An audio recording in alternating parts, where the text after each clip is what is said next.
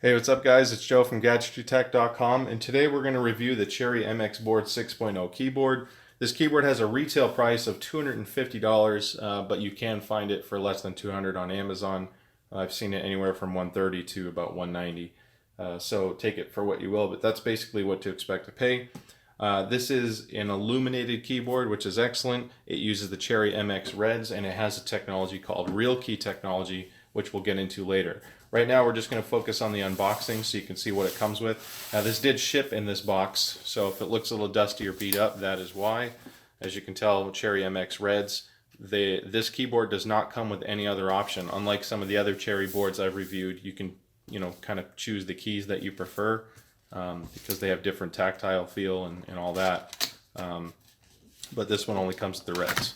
So let's unbox it real quick. Now I did unbox this and put everything back together prior to shooting this because I got rid of all the annoying plastic that makes a lot of noise and takes a lot of time to remove. So if you can picture things wrapped in plastic, of course that's how it'll come, but let's save some time. So this is the sleeve on the inside. Red cardboard, cool, comes with an owner's manual. It's fairly thick because there's a lot of different languages. There's 5 different languages in here and a few basic instructions for each one. No software needed because everything's hardware based on this keyboard. It does come with a reusable fabric sleeve for your keyboard, so if you ever did travel with it and you wanted to keep it clean, or if you just like to put the sleeve on it to keep the dust out, this little silver sticker peels off very easily, so you don't have to worry about having a shiny sticker on it. USB braided cord. It is 6 feet long. It has the gold plating on the tip. That's mainly for anti-corrosion. It's not like you need the gold plating to have a stronger connection because it's digital. However, it'll make sure it doesn't corrode and go bad over time. So let's take the sleeve off. Here's the keyboard. Now it's fairly heavy. It weighs 3 pounds, or just under 3 pounds. That snap was a rubber foot on the back. I'll show you that in a moment. But illumination is in red. You have this nice light silver finish on it. It is very, very sturdy. This is easily the most sturdy keyboard I've reviewed so far, not just from Cherry but from other brands, but we'll get into the structure of it afterwards. On the back you have rubber feet. There's 4 rubber feet on the bottom, rubber feet at the top. The little feet that kick over if you want to angle the keyboard also have rubber on them. And one thing I really like about this keyboard is it has grooves for your wire management, so if you want to run the wire off of either side of the keyboard you can do that, or out the top like a traditional layout. So depending on how your desk is laid out and how neat you are, that's kind of nice and well appreciated. It is mechanical, but it's not too clicky like some of the gaming keyboards. Let's take this cover off. On the back you have, or underneath, you have a palm rest. Now, as you can tell, it's rubberized, it's not hard plastic, so it's nice and quiet and it's probably a little bit more comfortable. But this kind of a soft rubber finish is going to attract and trap dirt, greasy fingerprints, etc. So proceed with caution. It does look nice, and if you do want a pad, it does lock in with some magnets underneath this little metal plate there. So it'll look really good, but that's basically how it comes assembled. It's just a matter of if you want to deal with that or not. I tend to prefer just the keyboard by itself.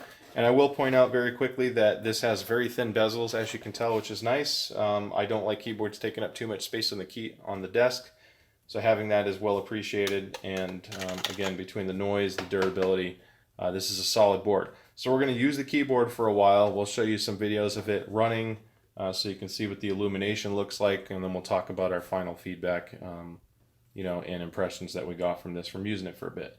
Okay, so now we have the MX Board 6.0 connected, and as you can tell, the backlighting is pretty much all red with the exception of the status keys, scroll lock, num lock function. If I enable caps lock, that will then turn blue.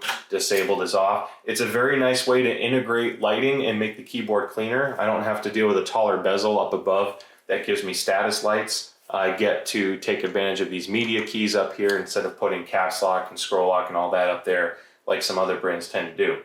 So right now we are in performance mode, and performance mode uses something called RealKey technology. That's the little RK on the box.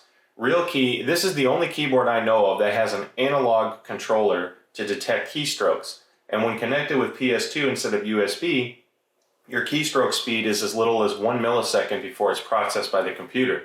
So if latency is an issue and you want the fastest possible reaction time to pressing a keystroke when you're gaming, this is, no joke, the fastest keyboard on the market, period, even though it came out in 2015. It's the only one I know of that has an analog controller. Cherry hasn't released any new keyboards that I know of that have that technology in it.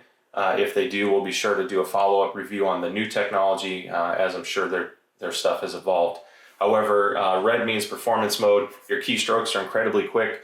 This is USB 2.0 spec. It only draws half an amp from the USB port, which is why PS2 can power it and you can get the same functionality. So if I press the Cherry key, now the Windows key is in blue and I can use the start button and traditional Windows commands like Alt F4 and Control Alt Delete. When you're in performance mode, Alt F4, Control Alt Delete, and the Windows key are disabled so you won't accidentally exit a game or screw something up if you're accident prone or you fat finger something. So that's a great feature. Now again, I mentioned there are integrated media keys. You have play, pause, forward and back. You have your volume, which you have to hold down the Cherry key to use to change the volume of the computer. One thing that's really cool, this is the best adjustability as far as brightness for backlighting of any keyboard I've seen. And how this works is you have these 4 brightness keys up here, double arrows and then single arrow. If you hold down the Cherry key and press down, this is degrading the brightness by 10%. So the steps are more noticeable. And I can press this until I get all the way down to no backlighting and it's off. I'm going to crank this back up. These keys lower the brightness or increase the brightness by 1%. So you get a very high level of adjustability to get the perfect brightness you want. So let's step it down a little bit. So I can slowly decrease the brightness until it's exactly the look I'm going for, or very quickly adjust it if I want to get bright. So that's an excellent feature. The only thing that was kind of weird is when you hold this down to adjust brightness, take a look at the Windows key. I can change my brightness and I let go and the Windows key stays blue. If I press the Cherry key again and adjust my brightness, now it stays red. So keep an eye on the Cherry key or the Windows key if you're adjusting the brightness of your keyboard. And let's test for media. It does toggle your performance in office mode. So making any changes up here where you have to hold the Cherry key, it will toggle performance in office mode. So keep your eye on that. Make sure it's in the mode that you expect so you don't have any problems. So that's the only interesting bug that I wasn't too crazy about. Build quality, this thing has a lot of aluminum. It weighs 3 pounds, which is extremely heavy, but given the build quality and what's inside it, it's not the heaviest board on the market. It is built like a tank. The wrist rest attaches again with magnets. Mine, for some reason, I think because it was a press sample and someone may have worked on this before I got my hands on it, there are no magnets on my board. Even with that being said, without the magnets, because of the weight and the amount of rubber on the bottom, it still doesn't slide out and I can use this really well. So if you have the magnets, it will be even better. This is a huge wrist pad. It's very comfortable. However, it's very dust and grime prone. So if you tend to have messy hands when you type, I do not recommend using that. It will look bad in a very short period of time. However, going to what counts, it is the MX Reds, which is a classic Cherry switch. They have the new ones like the MX Silence and the Speeds, which are a little bit more advanced. However, the Red is a great key switch for gaming. And this keyboard is no different. Performance is excellent, not only in the keystroke, the actuation, and the firmness. Again, I mentioned the responsiveness is great. Build quality is good, and you get really steep angled keys. They're not flat. Even though the board doesn't come up at as steep of an angle as some other boards I've tested, the bottom keys actually curve up more than some keyboards, so it's very comfortable to type on. It does a great job wearing 2 hats, being an office keyboard and a gaming keyboard. So if you're okay with backlighting being only red, I think this is an excellent keyboard. The build quality is phenomenal, and when you look at a price point that's a little bit more reasonable in the mid 100 range rather than the retail price, it's still a worthy contender even in today's age because of the latency performance. It is the most competitive board when it comes to speed, period. So even now, I think it's a great purchase. That basically covers that. I want to thank Cherry for sending this out for review. I know it's an older board, but I did want to talk about the technology because the RealKey is something that's really, really cool to get into. And that's about it. Thank you guys for watching, and we will see you next time.